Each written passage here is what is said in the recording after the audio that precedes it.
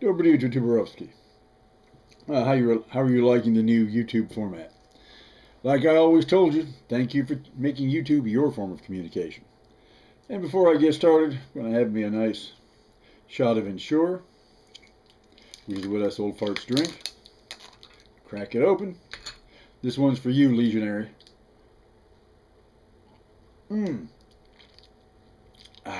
Good stuff. Makes me feel 25 years younger already. Anyway, the state of Louisiana had the largest slave market in the United States, in the city of New Orleans. And, as well as adults, children were bought and sold, traded and speculated with official blessings, municipal, state, and federal. Children were lined up and ranked and ordered, examined and tested and inspected to see if they could pass muster as worthy commodities. Those failing to pass were left behind on their plantation of birth as worthless assets to their owners. This proud tradition seems to have been revived by the state's current governor, Bobby Jindal, and its superintendent of education, John White. They are currently in the process of selling out the children of their state to private speculators, trading their futures into the hands of private profit. On March 14, 2012, on the third day of the new state legislative session in Baton Rouge, they will most likely succeed in putting their state's children on the auction block. What are you saying, Azov? The governor and the state education department are slave traders? Why, that's slander, libel. They'll have this video pulled and your channel flagged. Oh yeah? Well, it ain't slander if it's true, and it ain't libel if you can prove it. Jindal and White are currently trying to deconstruct their state's public education system into a privatized system of vouchers and charter schools under a standardized testing program designed to trip poor and failing schools into shutdown and poor and failing students out into the streets. Children, as in the New Orleans slave mart of old, will be tested as to their fitness for sale, with their market value the determinant of their value and worth, and the underachievers rejected by the market as unsellable goods. On March 1st of 2012, the Louisiana School Boards Association met in Lafayette, Louisiana, with Diane Ravitch.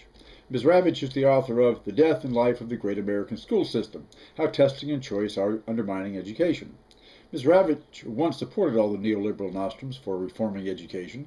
She was once one of its most vocal social critics, a champion of private schooling, tuition, tax credits, and vouchers, and a proponent of the view that public schooling was a lazy monopoly, an institution that needed the influence of market forces to become more effective and equitable.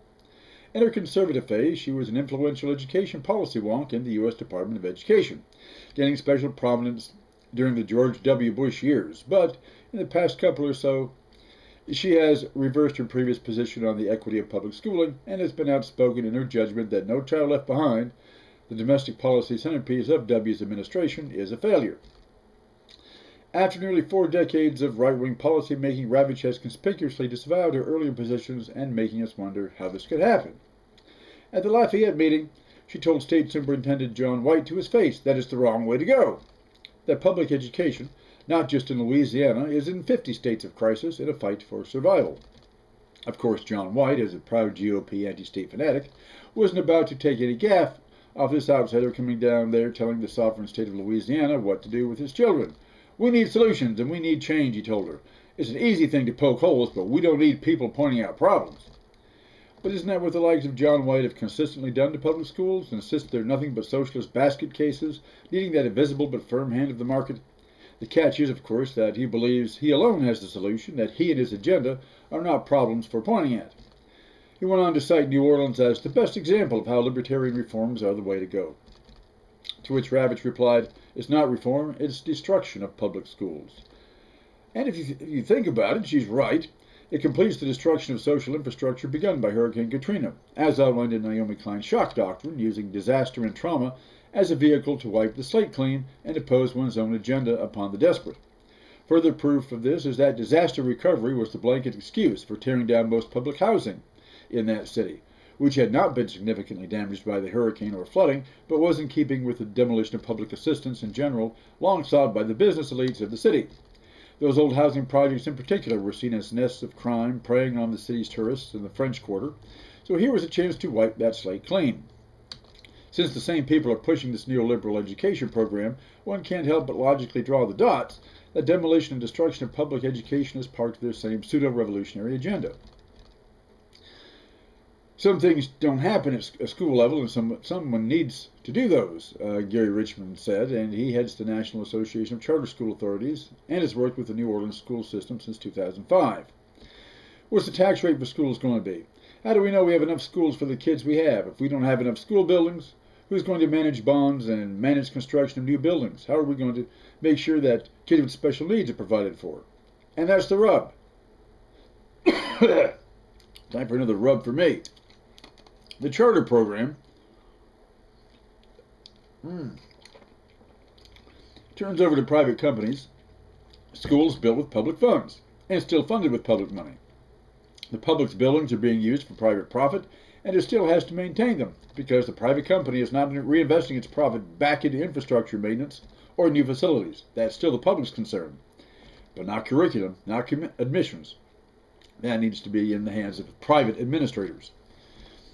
It's couched, of course, as a pro-choice solution, as with all libertarian snake oil nostrums. Parents can choose where to send their child, and they'll receive the state-paid voucher to attend the school of their choice. Only choice works both ways. The private school can choose a student body, like any good size of human flesh, and reject those who have failed to reach the school's agenda. Investor confidence and continued investment in a winning enterprise.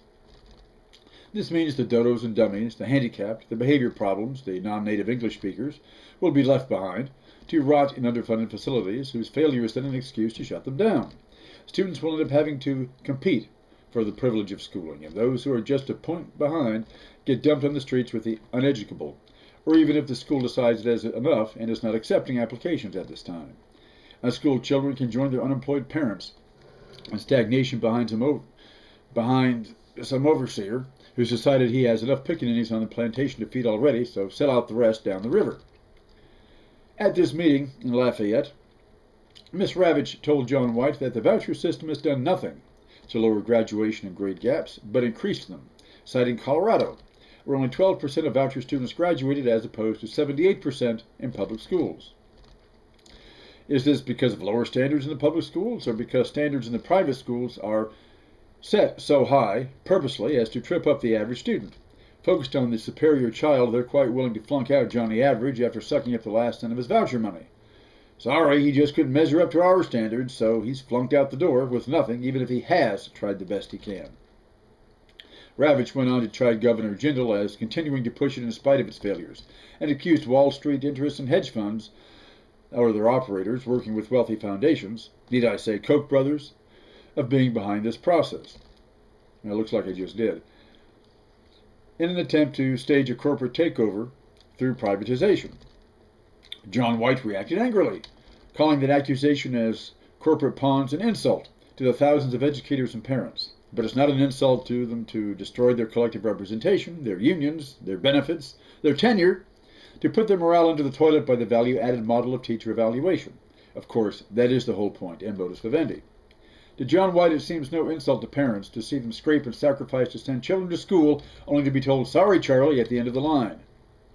The goal, of course, is to spend money on children, or should be the real goal, as children, not as value-added sources of investor profit.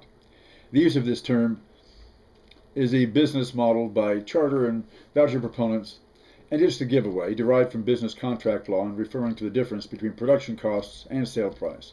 It comes from putting education on a capital investment basis, knowledge only if it can be useful in generating revenue, not knowledge as a value in itself. This is the psychology behind redlining the public schools.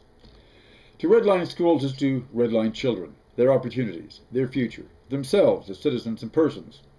And this program is pushed by those who have redline jobs, redline public services like health care, is the biggest clue as to what's really at stake with the John Whites and Bobby Jindals of Louisiana and of the USA. But education reform is just one part of the neoliberal agenda Jindal is pushing through the Louisiana legislature. Though he predates the likes of John Kasich of Ohio, Scott Walker of Wisconsin, Tom Corbett of Pennsylvania, or Mitch Daniels of Indiana, Jindal is apparently anxious to bring his state up to speed in the Republican power grab at the state level. As usual, the process is based on a lack of transparency laced with outright deceit, as the agenda comes before a state's legislature. Health care can be expected to take a direct hit. This man is not a practicing physician any more than he's a classroom educator, but a GOP policy wonk who has consistently pushed a corporate agenda onto the medical profession of his state as Louisiana's Secretary of Health and Hospitals, closing clinics in order to close the deficit in state health. And this is the author of a needs-based approach to health care. He then went on to help coordinate U.S. GOP health policy under W. Bush. Now he's back in his home state, hoping to increase the state retirement age to 67 to cut back on pensions, while increasing tax breaks for the parasite class amid the overall program of turning his state's government into a for-profit contracting agency. Even the Wall Street Journal said Newt Gingrich, may want to return the U.S. to the moon, but this has nothing on Bobby Jindal's school reform plans. Louisiana already has had one of the worst records in the country for serving the educational needs of its children, and Bobby Jindal and John White stand poised to continue this fine tradition, carrying it to new depths of failure and despair. Time for another knock at the phone. Hello? Who? Simon Legree, the character out of Harriet Beecher Stowe's Uncle Tom's Cabin, who ran the meanest plantation on Red River. How's that? You want me to stop dissing your boy Bobby? Sure, he ain't no real white man any more than Obama, but his heart's in the right place, like old Uncle Tom before you killed him, and that's what counts. Well, I hate to tell you, Simon, but Jindal's a neoliberal GOPer. He doesn't have any heart.